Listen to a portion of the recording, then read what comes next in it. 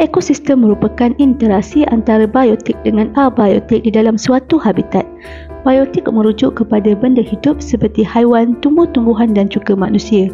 Manakala abiotik merujuk kepada benda bukan hidup seperti air, angin, tanah dan matahari. Di dalam ekosistem, spesies merujuk kepada sekumpulan organisma yang mempunyai ciri-ciri serupa. Habitat pula ialah persekitaran atau tempat tinggal suatu organisma. Sekumpulan spesies yang hidup di dalam suatu habitat yang sama akan dipanggil sebagai populasi.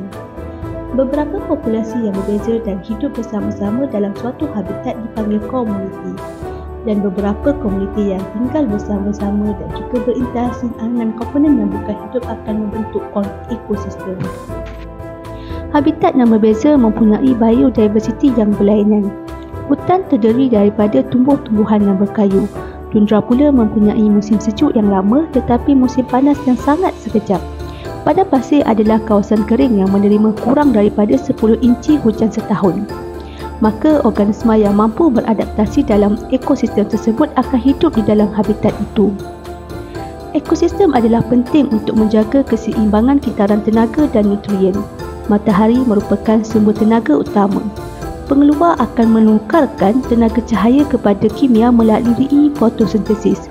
Kemudian, guna primer mendapat tenaga apabila memakan pengeluar. Begitu juga dengan pengguna sekunder dan juga tertier. Namun di dalam setiap pemindahan tenaga, 90% tenaga itu akan hilang. Kitaran air pula merujuk kepada pergerakan air yang berterusan di dalam ekosistem daripada permukaan bumi ke udara dan balik semula ke daratan atau lautan. Perkumuhan, respirasi haiwan dan juga transpirasi tumbuhan akan meningkatkan kandungan air di dalam udara. Begitu juga dengan penyejatan air atas tanah. Uap air di dalam udara akan terkondensasi membentuk awan dan turun sebagai hujan.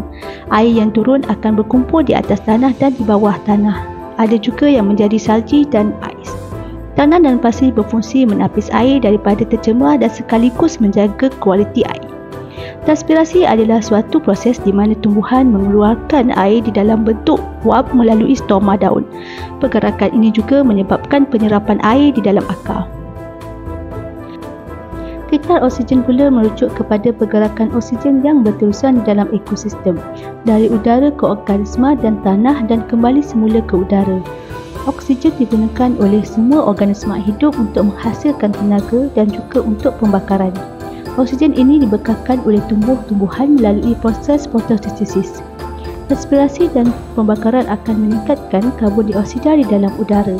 Perebutan dan penguraian bahan organik akan menjadi karbon di dalam tanah. Karbon dioksida di dalam udara seterusnya diserap oleh tumbuh-tumbuhan. Kitar ini pula dipanggil kitar karbon. Namun aktiviti manusia seperti pembalakan, pembakaran api fosil yang melampau dan juga penggunaan air yang berlebihan boleh mengganggu kitar nutrien di dalam ekosistem.